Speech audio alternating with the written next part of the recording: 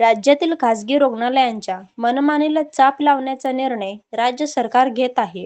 त्याबाबतचे विधेयक अधिवेशनात सादर करण्यात आले आहे. रुग्णांना कायदेशीर हक्क मिळवून देणारा, त्यांच्या हक्कांची सनद मान्य करणारे आणि मनमानी करणाऱ्या रुग्णालयांवर कारवाईचा अधिकार देणारे हे विधेयक अधिवेशनाच्या अखेरच्या आठवड्यात चर्चेला येणार आहे.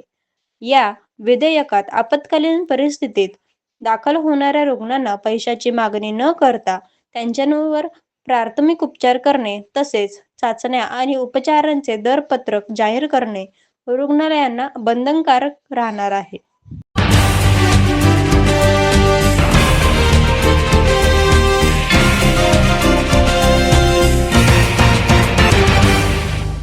अधिक माहिती घेऊन येत आहोत पुढील भागामध्ये. आमच्या चॅनलला लाईक आणि सबस्क्राईब करायला विसरू नका. तोपर्यंत पाहत राहा